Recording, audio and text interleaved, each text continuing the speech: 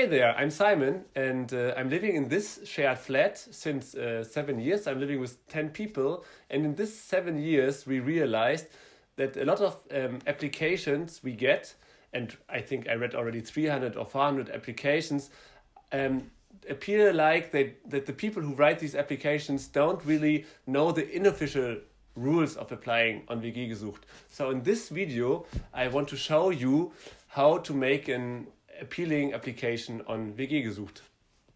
The first tip we want to share with you is that you really should read the request and especially also think about in what kind of flat you want to live in. So general, in Germany there are two types of flat. There's one type of shared flat where people basically live together just to share money, and so they don't spend a lot of time with each other. And then there are flats where people explicitly live together because they want to share their life with other people. And usually you can read this from the text. So these money saving flats basically have a short text, don't describing a lot, while the living together flats, a little bit like a family, they write a lot about the persons living in the flat and how the life in the flat is like. And you should think of in what kind of these flats you want to live in.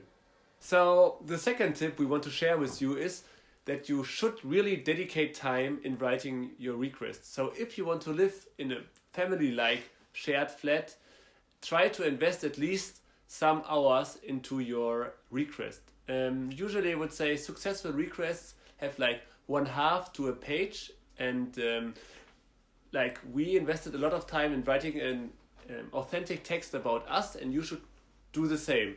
And especially on WG-Gesucht, a lot of flats are looking for like engaged and proactive and authentic persons. So sit down for some hours, think about what makes your personality and try to create a text out of it. And don't worry, of course, maybe the first flat application doesn't work. You can just use this text as a base for further requests until you found the flat which fits you.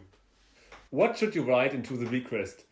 The first thing you should write about is your occupation. So write about your job or your studies or something like this, but keep it short, except if it affects your private life heavily.